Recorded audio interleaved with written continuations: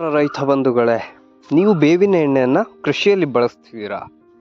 ಆದರೆ 90% ರೈತರು ಮಾಡುವ ಒಂದು ದೊಡ್ಡ ತಪ್ಪು ನೀವು ಮಾಡ್ತಾ ಇದ್ದೀರಾ ಇರಬೇಕು. ಅದೇ ಕಾರಣಕ್ಕೆ ನಿಮಗೆ ಫಲಿತಾಂಶ ಎನ್ನುವಂಥದ್ದು ಸಿಗ್ತಾ ಇಲ್ಲ. ನಾನು ಹೇಳುವ ಈ ಒಂದು ರಹಸ್ಯ ಗೊತ್ತಾದರೆ ಈ ಕೀಟಗಳು ನಿಮ್ಮ ತೋಟಕ್ಕೆ ಅಥವಾ ಯಾವುದೇ ಬೆಳೆಗಳಿಗೆ ಬರೋದಕ್ಕೆ ಭಯಪಡ್ತವೆ. ಹಾಗಾದರೆ ಇದರ ಕುರಿತಾದ ಸಂಪೂರ್ಣ ಮಾಹಿತಿನ ನೋಡುವ.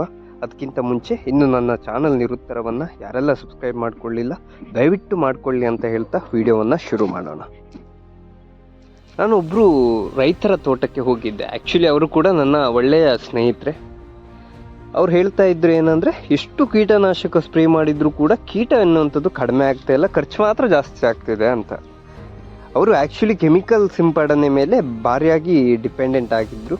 ಅವರಿಗೆ ಈ ಬೇವಿನ ಎಣ್ಣೆಯ ಬಗ್ಗೆ ಹೆಚ್ಚಾಗಿ ಗೊತ್ತಿರಲಿಲ್ಲ. ನಾನು ಅದರ ಕುರಿತಾಗಿ ಅವರಿಗೆ ಹೇಳಿದಾಗ ಇದು ನಿಜವಾಗ್ಲೂ ವರ್ಕ್ ಆಗುತ್ತಾ ಅಂತ ಅವರು ಡೌಟಲ್ಲೇ ನನ್ನ ಹತ್ರ ಕೇಳಿದರು.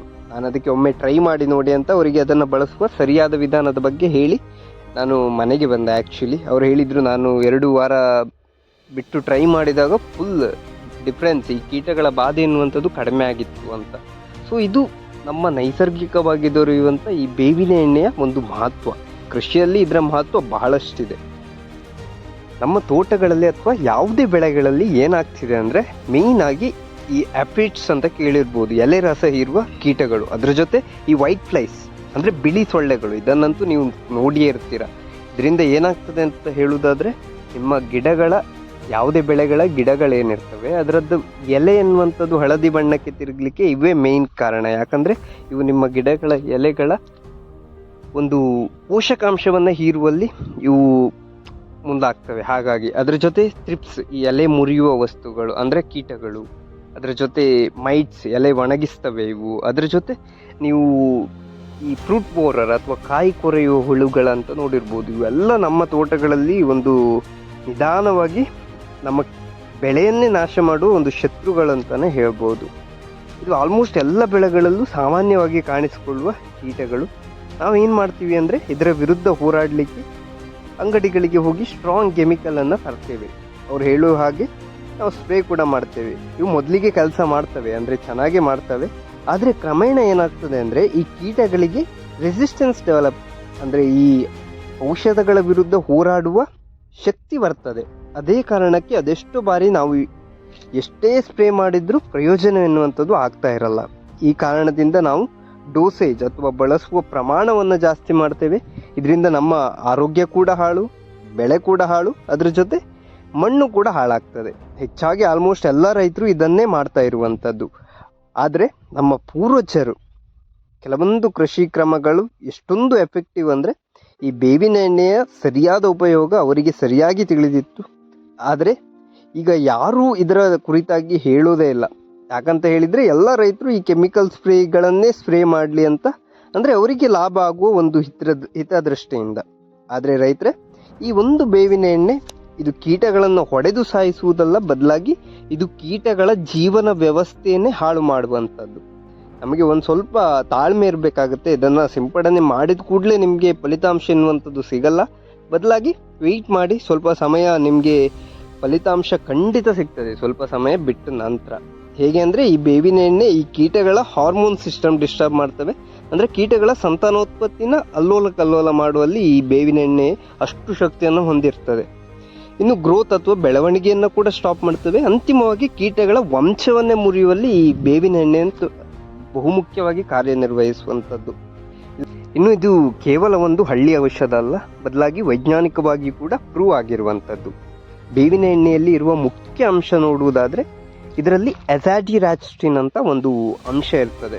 ಇದೊಂದು actually natural insect growth regulator. ಅಂದರೆ ಇದು ನೈಸರ್ಗಿಕವಾಗಿ ಕೀಟಗಳ ಬೆಳವಣಿಗೆಯನ್ನು ನಿಲ್ಲಿಸುವಂಥ ಶಕ್ತಿನ ಹೊಂದಿರುತ್ತೆ. ಅಂದರೆ ಈ ಲಾರ್ವೆ ಅಂತ ಕೇಳಿರ್ಬೋದು. ಸಿಂಪಲ್ ಆಗಿ ಹೇಳಬೇಕಂದ್ರೆ, ಕೀಟಗಳ ಮೊಟ್ಟೆಯಿಂದ ಕೀಟ ಹುಟ್ಟಲಿಕ್ಕೆ ಇದು ಬಿಡೋದಿಲ್ಲ. ಈ ಬೇವಿನ ಎಣ್ಣೆಯನ್ನು ಸ್ಪ್ರೇ ಮಾಡಿದರೆ ಕೀಟಗಳ ಸಂತಾನೋತ್ಪತ್ತಿನ ಸಂಪೂರ್ಣವಾಗಿ ನಾಶ ಮಾಡುತ್ತೆ. ಆದರೆ ಈ ರಾಸಾಯನಿಕ ಕೀಟನಾಶಕದಲ್ಲಿ ಈ ಶಕ್ತಿ ಕಡಿಮೆ. ಅವುಗಳ ಸಡನ್ನಾಗಿ ಕೀಟಗಳನ್ನು ಕೊಲ್ಲುತ್ತೆ. ಆದರೆ ಈ ರೀತಿ ಕೀಟಗಳ ಸಂತಾನೋತ್ಪತ್ತಿನ ಸ್ಟಾಪ್ ಮಾಡುವಷ್ಟು ಶಕ್ತಿ ಹೆಚ್ಚಿನ ರಾಸಾಯನಿಕ ಕೀಟನಾಶಕದಲ್ಲಿ ಇರಲ್ಲ. ಹಾಗಾಗಿ ಈ ಬೇವಿನ ಎಣ್ಣೆ ಸ್ಲೋ ಪಾಯ್ಸನ್ ಥರ ಕೆಲಸ ಮಾಡುತ್ತೆ. ಆದರೆ ಬಹಳ ಪವರ್ಫುಲ್ ಆಗಿರುವ ಒಂದು ನೈಸರ್ಗಿಕ ಕೀಟನಾಶಕ. ಇಲ್ಲಿ 90% ರೈತರು ಈ ಬೇವಿನ ಎಣ್ಣೆ ಬಳಸುವಾಗ ಕೆಲವೊಂದು ತಪ್ಪುಗಳನ್ನು ಮಾಡ್ತಾರೆ. ಮೊದಲನೇದಾಗಿ ಏನಂದರೆ ಇಮ್ಮಿಡಿಯೇಟ್ಲಿ ಒಂದು ರಿಸಲ್ಟನ್ನು ಎಕ್ಸ್ಪೆಕ್ಟ್ ಮಾಡ್ತಾರೆ, ಅಂದರೆ ಫಲಿತಾಂಶವನ್ನು ಎಕ್ಸ್ಪೆಕ್ಟ್ ಮಾಡ್ತಾರೆ. ಆದರೆ ಬೇವಿನ ಎಣ್ಣೆ ಈ ಕೆಮಿಕಲ್ ಥರ ತಕ್ಷಣ ಕೆಲಸ ಮಾಡಲ್ಲ, ಬದಲಾಗಿ ನಿಧಾನವಾಗಿ ಕೆಲಸ ಮಾಡುವಂಥದ್ದು. ಇನ್ನು ಎರಡನೇದು ಇರ್ರೆಗ್ಯುಲರ್ ಸ್ಪ್ರೇಯಿಂಗ್, ಅಂದರೆ ಒಮ್ಮೆ ಮಾತ್ರ ಸಿಂಪಡಣೆ ಮಾಡ್ತಾರೆ, ಮತ್ತೆ ಮಾಡುವ ಗೋಜಿಗೆ ಹೋಗಲ್ಲ.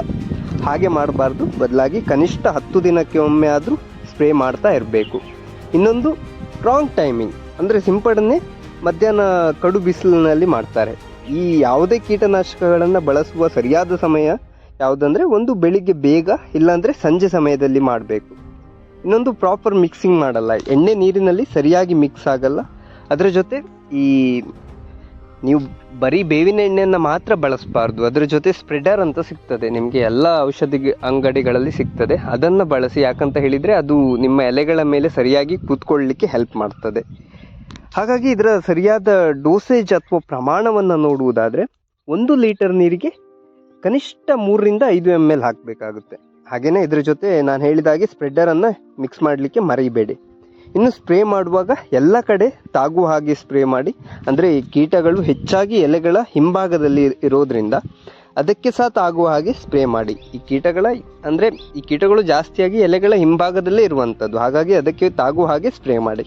ಇನ್ನೊಂದು ಟಿಪ್ಸ್ ಹೇಳುವುದಾದರೆ, ಜಾಸ್ತಿಯಾಗಿ ಕೀಟಗಳ ಸಂಖ್ಯೆ ಇದ್ದರೆ ಬೇವಿನ ಎಣ್ಣೆನ ಗೋಮೂತ್ರದ ಜೊತೆ ಮಿಕ್ಸ್ ಮಾಡಿ ಕೂಡ ಸ್ಪ್ರೇ ಮಾಡ್ಬೋದು.